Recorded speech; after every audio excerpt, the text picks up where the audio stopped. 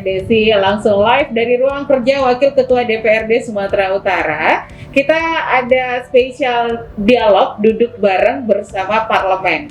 Duduk bareng parlemen ya untuk siang hari ini. Ini terkait tentang masalah sekolah dengan tatap muka. Bisakah pertanyaannya untuk Medan dan sekitarnya? Kita ngomongin Medan dulu ya untuk hari ini, tapi nanti kita akan coba singgung tentang keseluruhan Sumatera Utara ya Pak ya. Yang jelas sekarang saya Desi sudah bersama Wakil Ketua DPRD Sumatera Utara, ada Bapak Haji Yasir Ridho Lubis MSP. Selamat siang Pak. Selamat siang, Assalamualaikum warahmatullahi wabarakatuh. Waalaikumsalam. Sehat Pak? Alhamdulillah ya. Alhamdulillah sehat. Gimana tentang perkembangan sekarang? Bapak mungkin bisa cerita sedikit tentang masalah kita COVID ini masih terus merajalela nih, terutama di Kota Medan nih Pak. Saya pikir begini Bu Desi ya, persoalan COVID ini kan persoalan nasional dan internasional. Artinya semua negara dalam posisi merasakan wabah COVID ini. Tidak hanya kita di Sumatera Utara, apalagi hanya di Kota Medan. Jadi persoalan ini hanya persoalan dunia, sehingga menjadi bagian dari kehidupan kita yang tidak pernah kita rasakan di masa lalu ya. Seperti inilah ya kebiasaan baru bagi kita. Ya, di normal. Menggunakan masker, cuci tangan dan lain-lain, ini kan sebuah perubahan. Bersalaman pun kita sekarang sudah hampir tidak pernah bersentuhan. Itu jauh.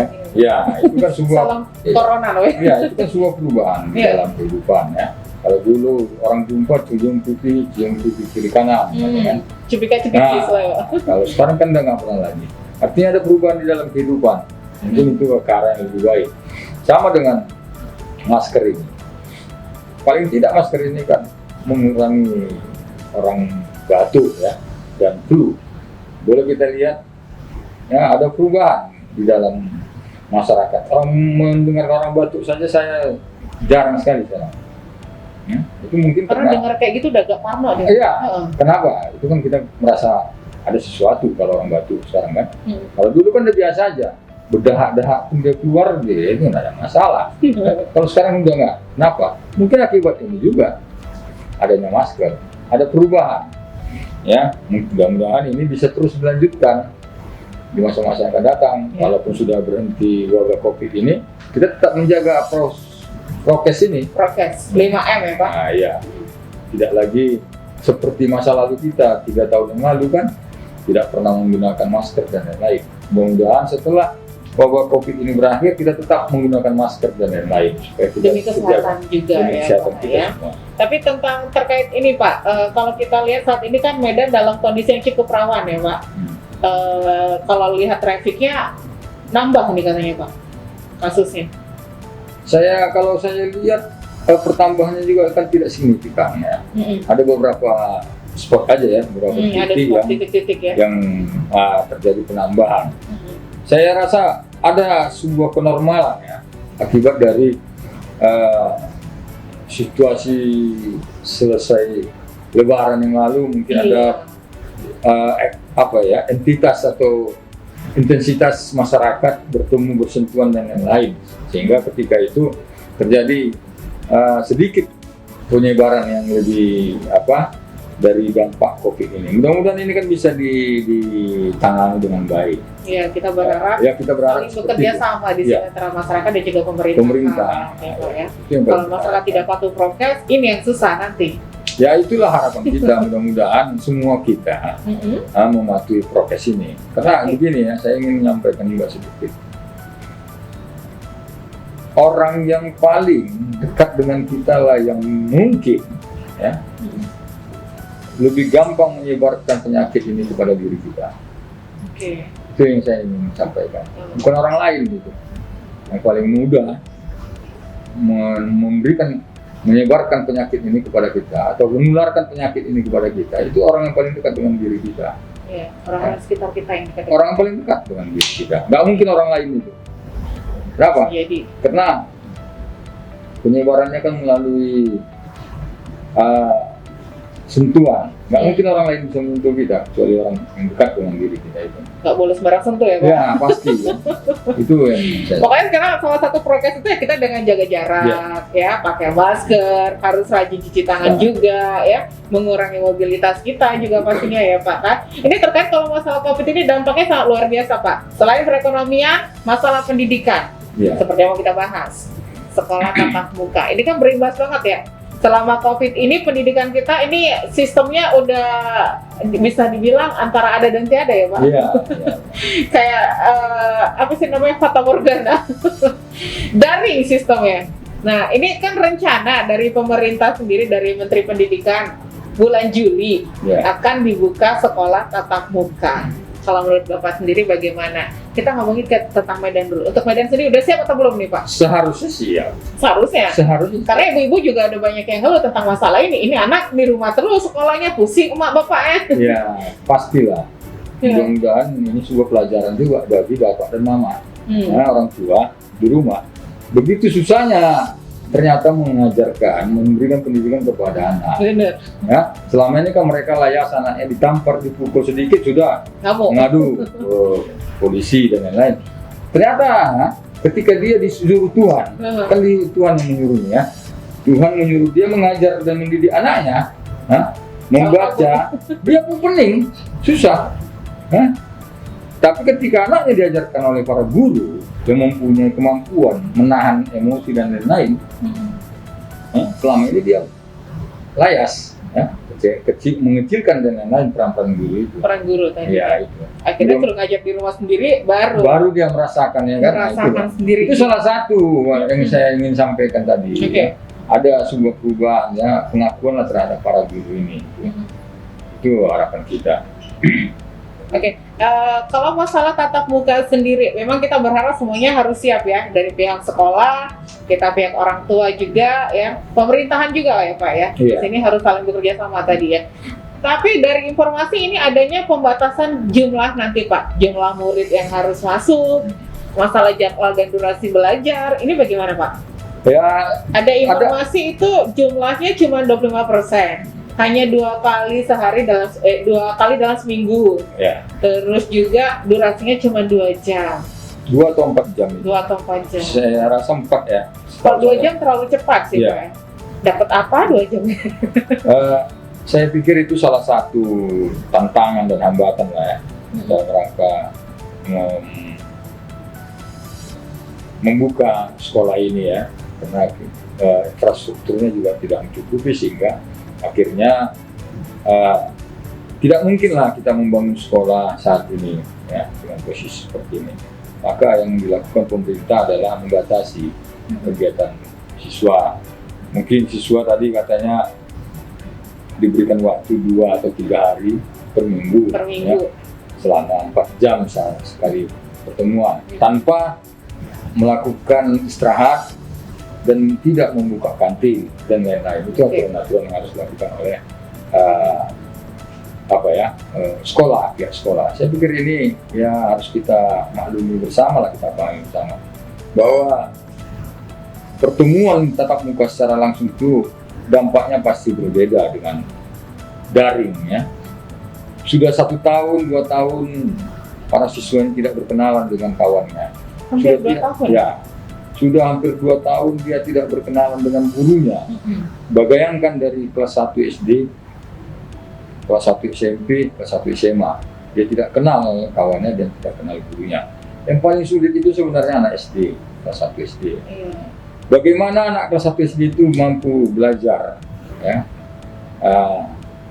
membaca lewat daring.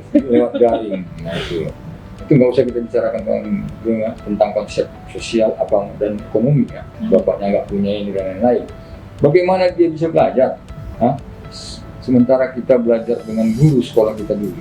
Waktu SD itu kan ini Budi gitu kan, ini Bapak Budi dan lain-lain, itu kan sangat sulit.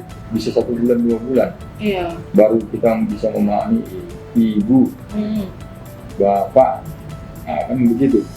Sama dengan 1 tambah 1 dan lain-lain. Nah, ini kan suatu yang perlu kita maknai bersama ya. Sudah tahu 1 tahun dia tidak melakukan itu, apa mereka ini punya kemampuan untuk membaca, Iya sih. menulis dan lain-lain. Ya. Nah, yang kita takutkan ke depan, kalau ini terus berjalan, tidak ada tatap muka seperti ini, Mau jadi apa generasi penerus generasi bangsa ke depan kita? ini, ya, 20-30 tahun yang akan datang adalah generasi gagal. Iya. Itu yang kita takutkan. Jadi saya sangat setuju dan sangat berharap bahwa sekolah ini Segera di. bisa dibuka, ya, tatap muka secara langsung dengan protokol kesehatan yang sangat ketat. Ya, mudah-mudahan ini bisa dilakukan. Nah, kita berharap semua berdisiplin, ya. Ya. Guru berdisiplin, murid berdisiplin, orang tua juga berdisiplin. Ya, kita bisa melihat di daerah-daerah lain juga seperti itu. Iya. Memang Kalau menurut Menteri Pendidikan dan Kebudayaan itu kan berdasarkan zonanya sih Pak. Ya. Lihat zonanya dulu dia baru boleh sekolah tatap muka. Atau memang peraturan begitu atau gimana? Ya pastilah kalau pemerintah daerahnya tidak memungkinkan. Pemerintah daerah kan kabupaten kota yang mengetahui langsung kan dia. Iya benar. Pemerintah daerahnya mengatakan daerah itu zona merah. Ya saya pikir yang bertanggung jawab kan dia secara langsung. Ya. Tapi kan secara umum yang kalau pemerintah pusat kan sudah menyampaikan bahwa tatap muka secara langsung bulan Juli. Bulan Juli. Ya itu bergantung dengan daerahnya masing-masing. Ya. Nah yang saya mau apa kan ini sedikit ya. Kita harap ini berkeadilan. Ya. Ada juga daerah-daerah di contoh di Sumatera Utara. Ya. Ada yang masih sekolah tetap tatap muka masih. Itu yang saya maksud. Padahal kata gubernur, kata kepala daerahnya tutup gitu kan. Ternyata kan tidak tutup juga. Ada yang tidak taat ya, dengan alasan dan lain-lain. Saya berharap apa yang dilakukan pemerintah, kalau sudah diputuskan pemerintah daerah merah atau hijau, kuning dan lain-lain itu ya kita sebagai masyarakat mengikuti ya. Supaya ini kan supaya cepat selesai. Ini kan kerjasama. Kalau tidak kerjasama nggak selesai. Nah, masalahnya di sini Pak. Ini sekolah tatap muka masih belum diperbolehkan, tapi ibu-ibu pada protes. Mall buka, tempat hiburan wisata pada buka. Nah, ini jadi kayak antara perang ibu-ibu dan pemerintah. Saya pikir bukan ibu-ibunya saja ya. Yang lainnya juga sih pada protes. Memang aneh itu ya. Tempat hiburan boleh buka, ya, mall boleh buka dan lain-lain. Ya. Itu kan sebuah situasi sosial yang juga bisa memberikan dampak penyebaran. Ya. Apa bedanya dia dengan sekolah? Apa bedanya dia dengan rumah ibadah? Ya. Selama ini kita sibuk hanya kalau menghimbau jangan sholat, jangan ini, jangan itu kan. Tapi nggak pernah ada yang mengimbau jangan ke rumah jangan ke mall gitu kan, ke pasar dan lain-lain. Nah, maksud saya itulah yang harus diberikan rasa adil ya. Keadilan tadi ya Pak ya. Oke. Sama dengan sekolah tadi. Sekolah itu juga boleh dibuka dengan catatan ya. Saya juga berharap gini ya. Sekolah itu harus menjaga fasilitas sekolah. Karena syarat utamanya juga guru-gurunya harus sudah divaksin kalau mau buka tatap muka. Iya, bukan hanya itu. Fasilitas sekolah itu termasuk. Sudah siap atau belum ya? Iya. Tempat-tempat WC-nya dan lain-lain itu harus benar-benar bisa memberikan rasa nyaman dan keamanan bagi para siswa. Kita mengetahui selama ini ya, melihat selama ini bahwa hal-hal tersebut ini kan tidak pernah diperhatikan ya. Kamar mandi sekolah itu kan sangat luar biasa itu di sekolah-sekolah, apalagi khusus sekolah negeri ya. Nah ini harus diperhatikan lah supaya apa yang kita inginkan prokes itu sering mencuci tangan dan lain-lain tidak terhalang ya. Jadi fasilitas sekolah, nah fasilitas sekolah itu bukan hanya dalam rangka pendidikan tetapi penunjang pendidikan tersebut itu harus diperhatikan oleh sekolah-sekolah. Saya pikir itu harapan saya. Oke, nanti kita lanjut lagi Pak obrolan kita masih seputar topik kita tentang sekolah tatap muka. Bisakah sebenarnya untuk Medan dan Sumatera Utara ini ya Pak ya untuk saat ini. Jangan kemana-mana, pendengar Kardopa tetap aja stay tune terus tentunya di Radio Kardopa Berani Tampil Beda. Oke, baik pendengar Kardopa, kembali lagi di talk show kita siang hari ini. Spesial dialog duduk bareng parlemen, masih bersama Bapak Wakil Ketua DPRD Sumatera Utara. Ada Bapak Haji Yasir Ridho Lubis, MSP ya Pak ya. Pak, ini terkait tadi tentang sekolah tatap muka. Kita tadi masih ngomongin tentang Medan. Kita lebih ke Sumatera Utara, ke daerah-daerah. Seperti Bapak bilang tadi, banyak sekolah juga ada beberapa yang masih tetap buka. Masih tetap melakukan sekolah tatap muka, padahal pemerintah pusat sendiri sudah melarang gitu. Bagaimana tanggapan Bapak? Nah, ini yang sebenarnya ingin saya sampaikan juga, bahwa ada beberapa daerah merasa daerahnya Aman, nggak ada COVID di sini. Tidak ada COVID di sini seperti itu. Padahal saya meyakini semua tempat itu pastilah berdampak ya oleh COVID itu. Mungkin saja tidak banyak, ya, tidak banyak. Nah, harapan kita kan penyebaran COVID ini bisa di klaster ya, seperti itu. Sehingga pemerintah pusat itu menyampaikan bahwa harus ditutup sekolah itu karena dalam rangka untuk mengklaster ya para siswa ini supaya tidak terdampak atau terjangkit. Karena begini, kalau para siswa ini terjangkit, kemungkinan besar ya, dia bisa menjangkiti orang tuanya juga. Iya. Kita harus memahami ya bahwa orang tua kan rawan nih Pak. iya, bahwa dia mungkin saja kuat, anak ini kan masih umur 15, 16, 17 dan lain-lain. Dia tidak nampak. Orang yang bisa menjangkiti atau mengeluarkan penyakit ini kepada kita, ya, peluang paling besarnya adalah terdekat dari kita, anak, istri dan lain-lain. Nah, harapan kita ke depan, walau karena ini menurut aturan ya, SKB surat keputusan bersama menteri itu kan bulan Juli ini harus dibuka. Harapan kita ke depan, anak-anak kita ini, siswa-siswa ini juga menjaga dirinya ya. Kalau sayang dengan orang tua, jagalah diri, pakai masker ya, menjaga kesehatan, menjaga cuci tangan dan lain-lain. Nah, apa yang anak-anak kita lakukan ini juga akan mempengaruhi kehidupan keluarga ya. Kalau anak-anak kita ini tidak membawa penyakit ke rumah, itu kan baik. Tapi kalau dia pula menjadi bagian dari pembawa penyebar virus ini kan menjadi bagian yang tidak kita harapkan.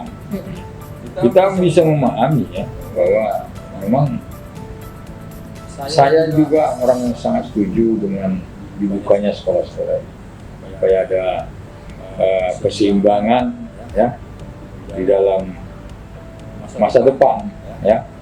Kan kalau kita kan harus bersaing dengan dunia dan masyarakat negara-negara lainnya ya.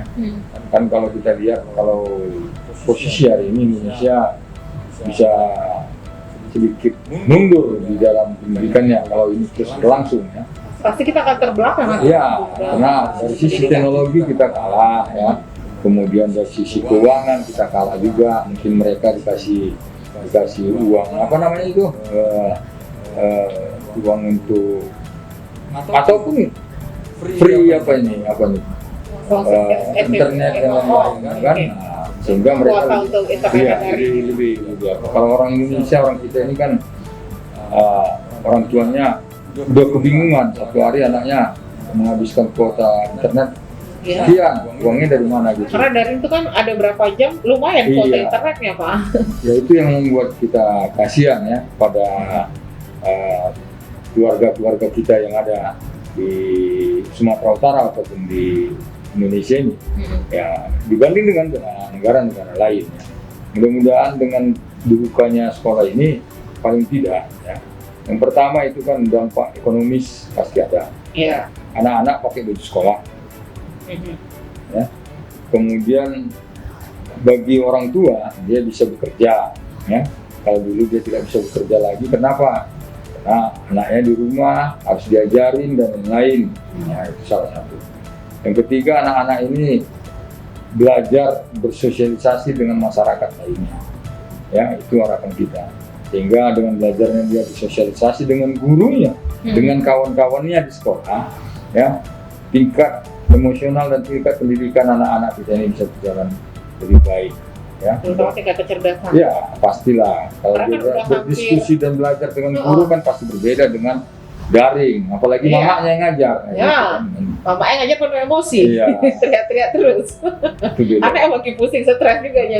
Tapi ini kan udah hampir 2 tahun ya Pak. Iya. Anak-anak juga pada mulai lupa loh Pak. Kadang dengan pelajarannya, karena udah saking lamanya mungkin tanpa didikan atau bimbingan dari guru langsung gitu.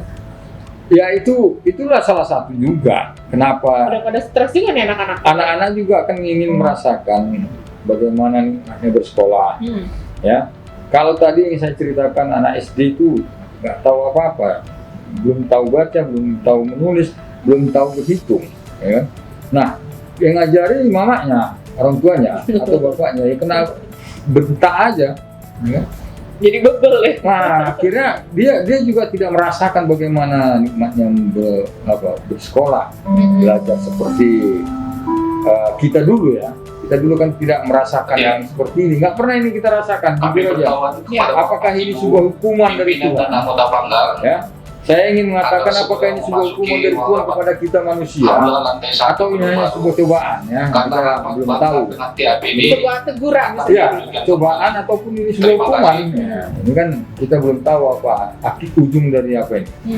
Ya, mudah-mudahan ini hanya sebuah cobaan supaya kita kembali mengingat yang Maha Kuasa ya. Tapi sebenarnya kalau kita lihat ini kondisi seperti ini juga ada hikmahnya sih Pak, mengajarkan kita untuk hidup sehat, menjaga kebersihan. Ya pasti tadi seperti saya sampaikan tadi, kalau kita secara positif ingin menyampaikan bahwa perubahan hidup kita ada karena ini. Pertama persoalan masker ini, saya ingin menyampaikan bahwa tidak pernah kita melihat orang pakai masker selama ini.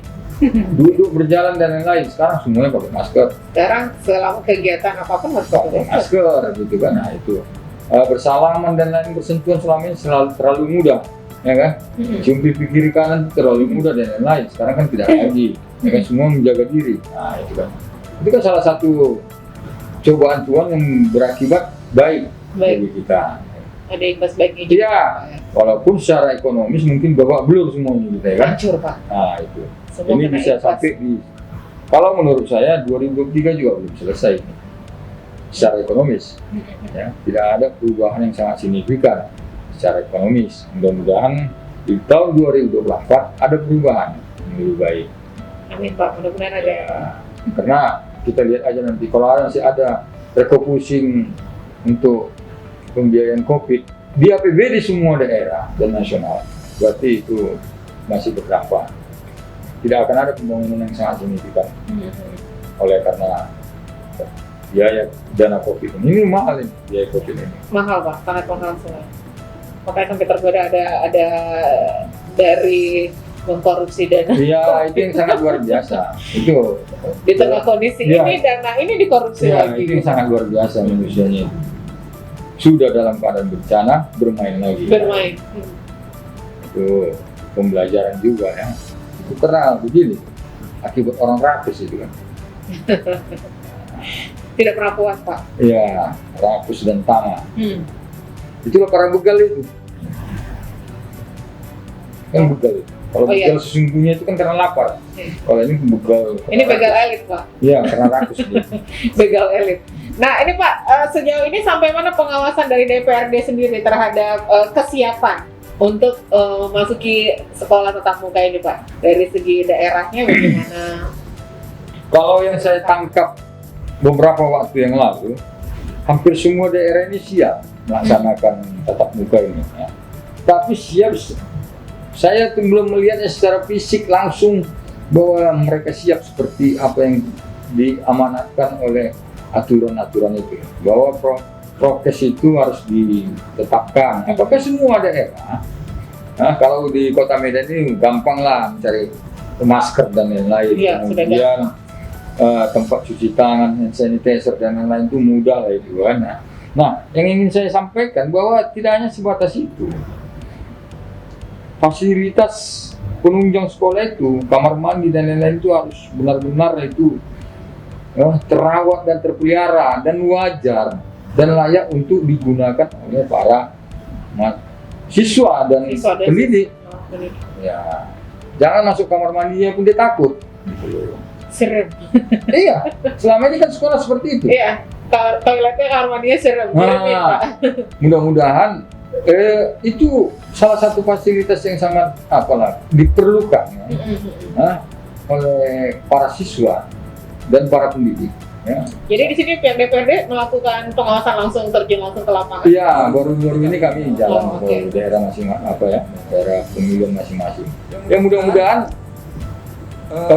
suara kita ini hari ini didengar oleh para pemimpin yang ada di Sumatera Utara, di kabupaten kota. Ya, tidak hanya prokes itu, ya, tapi penunjangnya itu. Fasilitasnya itu, fasilitas pendidikan itu kalau ruang sekolah itu dan lain-lain itu sudah bisa dikatakan mudah-mudahan baik lah ya. Persoalan durasi siswanya saja yang harus diatur, tidak bisa lagi satu lokal itu misalnya 40 siswa, minimal separuh lah. Separuh, bagi dua kan? Jam berapa kan gitu. Kan bisa saja jadi 3 kali pertemuan. Kalau dia paling tidak 2 kali pertemuan. Dari jam 8, jam 7 sampai jam 11. Kemudian jam 1 sampai jam 5 sore, misalnya begitu kan. Nah, inilah yang bisa dilakukan kan. Tetapi kan penunjangnya tadi itu kan nggak bisa di apa juga. Berarti ini PR untuk pihak sekolah ya, ya. Fasilitasnya harus fasilitas penunjang pendidikan itu, ya. Toilet dan lain-lain itulah yang sangat dibutuhkan. Kalau laboratorium dan lain-lain itu kan udahlah. Wastafel ya Pak. Ya, tempat wastafel, cuci tangan dan lain-lain itu ya. Kamar mandi, ya. Kamar mandi itu kan. Kayaknya Bapak punya trauma tersendiri dengan kamar mandi sekolah. Hampir nggak pernah baik, kan? Jujur aja. Hampir rata-rata ya Pak. Saya mengatakan 90% nggak baik lah. Iya. Apalagi sekolah negeri. Iya benar. Saya negeri loh Pak. Nah, saya juga negeri. Benar-benar. SD, SMP, SMA saya negeri. Jadi bukan hanya itu. Jadi yang ingin saya sampaikan fasilitas itu juga bagian dari ya kehidupan kita. Bagaimana murid kalau misalnya kita ada pesantren, bagaimana murid itu mau menjaga kesehatan sementara dia mandi pun jarang. Kamar mandinya nggak baik dan lain-lain kalau misalnya pesantren. Katanya apa itu kebersihan itu setengah daripada iman, katanya kan. Padahal dia juga tidak menjaga kebersihan. Itu. Kenapa? Kalau kita tanya kenapa dia tidak menjaga kebersihan, ya karena fasilitas kebersihannya nggak bagus. Misalnya kamar mandi, WC dan lain-lain nggak baik. Ya, sekolah yang bukan hanya di kota, ya, tetapi juga di desa-desa, di kampung-kampung, ya itu yang ingin saya sampaikan kepada kita semua. Sekolah tidak hanya di kota, tidak hanya di kota Medan, tetapi hanya ada di seluruh pelosok Sumatera Utara ini. Oke. Tapi sampai sejauh ini Pak, udah berapa persen kesiapan sekolah untuk sekolah tatap muka ini kalau dari pantauan dari DPRD? Kalau saya meyakini semua sekolah mengatakan ini siap. Sudah siap? Hampir siap semua sekolah. Ya, apalagi guru-gurunya juga sudah divaksin kan? Divaksin. Nah, udah 70% ya. Ya, hampir 70% saya dengar itu sudah divaksin para pendidik kita. Mudah-mudahan 70% ini juga sekolah ini sudah bisa melaksanakan tatap muka secara langsung. Oke. Tapi saya yang yakin bahwa fasilitas penunjangnya tadi nggak siap itu. Itu yang ingin saya sampaikan pada sore yang ini. Fasilitas tadi ya Pak? Iya, fasilitas penunjang untuk tatap muka secara langsung itu, ya. Wastafel, cuci tangan dan lain-lain itu, kemudian kamar mandi, toilet dan lain-lain itu supaya benar-benar layak digunakan oleh para pendidik dan siswa. Dan siswanya. Benar-benar bisa digunakan oleh para pendidik dan siswa. Gitu loh Bu. Oke. Jadi para pendidik dan siswa itu tidak merasa tidak enak masuk ke kamar mandi dan toilet itu. Oke, baik Pak. Mudah-mudahan dengar ya Pak. Iya. Oke, nanti kita lanjut lagi. Sesi terakhir kita jangan kemana-mana, tetap aja stay tune di Radio Cardova tentunya di 99,4 FM. Jangan lupa juga bisa dengerin kita via streaming untuk yang ada di luar kota bahkan di luar negeri. Tinggal klik live streaming kita di www.cardovafm.co.id. Stay tune. Pendengar Cardova, kita lanjut lagi talkshow kita spesial dialog duduk bareng parlemen. Masih sama Pak Ridho nih, Wakil Ketua DPRD Sumatera Utara. Kayaknya seru obrolan kita di off air ya Pak ya. Pak, ini terkait topik kita tentang sekolah dengan tatap muka. Kalau kita ambil kesimpulan tadi dari obrolan kita, sebenarnya ini udah siap sih sebenarnya untuk sekolah-sekolah di Medan dan juga daerah untuk melakukan sekolah tatap muka. Tapi balik lagi pesan Bapak tadi untuk para pihak sekolah, fasilitasnya tadi ya Pak yang paling utama. Tapi kalau untuk orang tua sendiri bagaimana nih Pak? Karena kan sini orang tua juga harus mempersiapkan juga nih.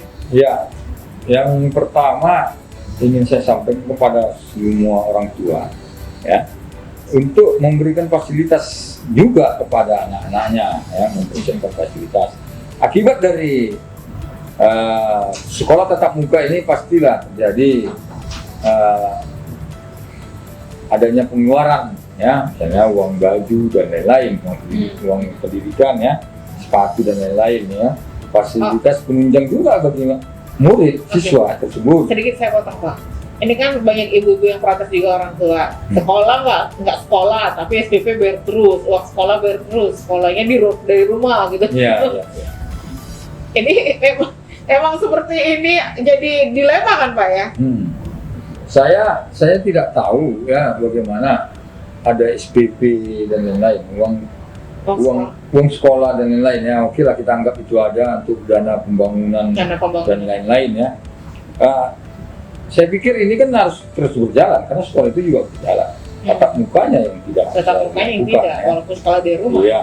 Nah, yang saya maksud tadi itu para orang tua juga mempersiapkan diri lah, membiayai untuk membeli baju, sepatu dan lain-lain ya, buku-buku dan lain-lain yang selama ini kan tidak pernah nampak lagi ya, tidak pernah ada pengeluaran itu ya.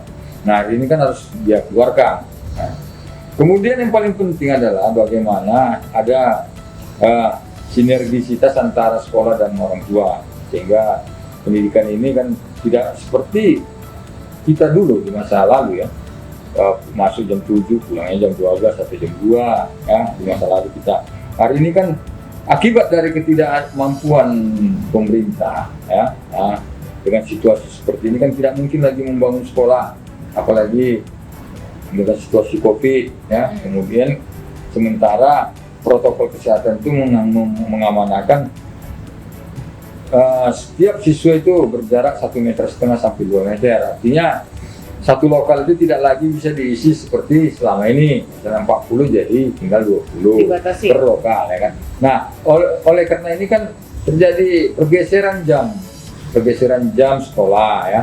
Ya, dulunya mungkin satu lokal satu hari kelas satunya pagi semua atau siang semua dan lain-lainnya, harus diadakan perubahan. Nah, ini juga harus ada kerjasama antara sekolah dengan orang tua ya. Mudah-mudahan ini bisa selesai lah ya.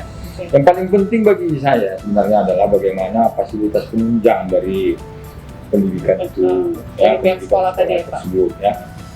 Nah, saat ini bagaimana sinergitas antara DPRD Sumut dengan pemerintah daerah terkait sekolah tatap muka ini, Pak? Dengan pemerintah provinsi kami mengharapkan ya supaya memberikan ya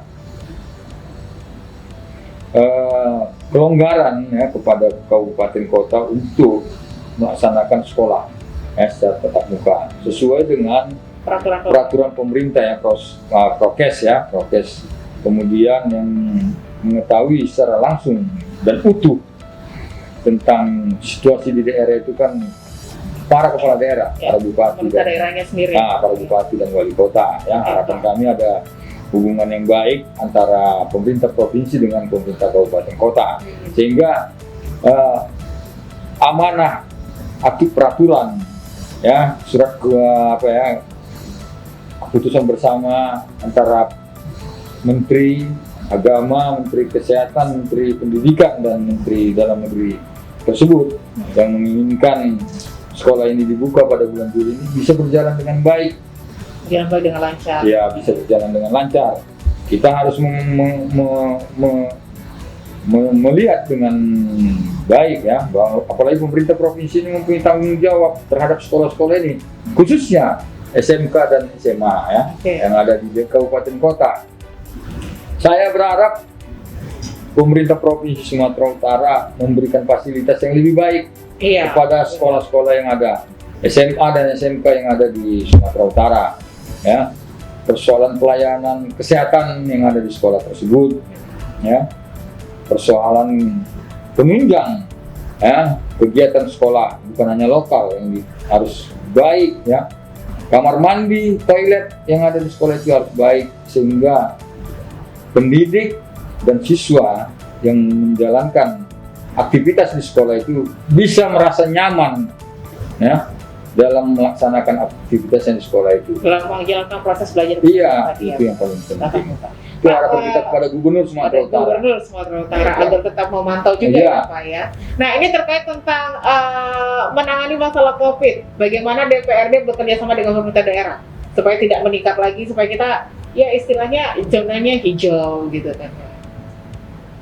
Saya mengajak kita semua lah ya, menjaga diri, keluarga, ya, masyarakat di sekitar kita dalam rangka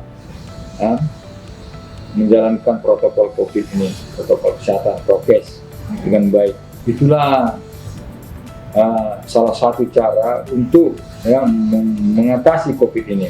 Saya ingin mengingatkan kita semua, orang terdekat lah ya, dari diri kita yang bisa menyebarkan COVID ini. Ya. Kita ke anak kita ke orang tua kita dan lain-lain. Nah, sebaliknya seperti itu juga, anak ke orang tuanya, anak ke neneknya dan lain-lain. Karena mereka yang bisa menularkan secara gampang, mudah, dekat, gitu kan. Nah itu, ini yang harus kita jaga bersama. Jadi apalagi dengan akan dibukanya sekolah ini, maka saya berharap kepada anak-anak kami, para siswa ini menjaga diri. Ya, kalau sayang sama orang tua, jaga diri. Ya, jaga diri kita supaya keluarga kita terjaga, supaya orang tua kita terjaga, dan pula kita yang menyebarkan penyakit kepada orang tua kita. Jangan sampai kita yang menjadi penyebar ya Pak. Nah itu saling menjaga. Itu harapan kami kepada para anak-anak didik kami, adik-adik kami, anak-anak kami yang akan menjalankan ya pendidikan sesuai dengan prosedur yang baru ya, bertatap muka dengan langsung dengan guru-gurunya nantinya. Saya pikir itu. Penantiannya sangat panjang akhirnya ya. Ya, mudah-mudahan Juli ya benar-benar ya Pak ya. Mudah-mudahan pada bulan Juli ini bisa berjalan dengan baik sesuai dengan harapan kita ya. Soal kan ini terkait juga tentang perpanjangan PPKM kan diperpanjang nih Pak. Ya. Tapi mudah-mudahan ini tidak berimbas kepada sekolah tatap muka dibuka Juli ya. Aman mudah-mudahan ya Pak ya. Mudah-mudahan nyaman karena kan PPKM-nya juga kan cuma 2 minggu. Ya, mudah-mudahan ini kan sampai tanggal 28 Juni. Ya, 28 Juni kan. Untuk menekan mungkin ya, untuk menekan penyebaran COVID pasca bulan Lebaran lalu ya. Libur panjang kemarin itu ya. Ya, itu mudah-mudahan lah bisa kita lakukan bersama ya. Saya mengimbau kepada kita semua lah untuk menjaga kesehatan, menjaga diri kita dan keluarga kita dari penyakit ini. Karena penyakit ini, wabah ini memang benar ada. Nyata sih sebenarnya Pak. Jangan dianggap sepele. Nah, kalau disuruh vaksin. Ya. Kalau ada kata pemerintah vaksin, ya vaksin. Kalau tak perlu bayar, kan gitu. Ya. Saya pikir itu yang harus kita lakukan. Ya. Karena kan pemerintah sudah memberikan anggaran yang besar untuk melaksanakan vaksin. Kenapa nggak dilakukan? Ya. Itu harapan kami. Terima kasih Pak Rido waktunya sudah ngobrol bersama kita sore hari ini terkait tentang topik kita sekolah dengan tatap muka. Kalau ditanya bisa sih. Bisa. Kita yakin bisa ya. Harapan kita bisa dan berjalan dengan baik. Ya, oke. Itu harapan kita Sumatera Utara yang lebih baik. Ya, untuk Sumatera Utara yang lebih baik. Biar ibu-ibu dan bapak-bapak di rumah juga aman. Iya. Terutama ibu-ibunya. Baik, pendengar Kardopa, terima kasih kebersamaan Anda untuk talkshow kita hari ini spesial dialog duduk bareng parlemen bersama Wakil Ketua DPRD Sumatera Utara terkait topik kita sekolah dengan tatap muka. Kita berharap mudah-mudahan tidak ada perubahan lagi Juli. Kita berharap ini berjalan dengan baik dan lancar untuk sekolah tatap muka ya.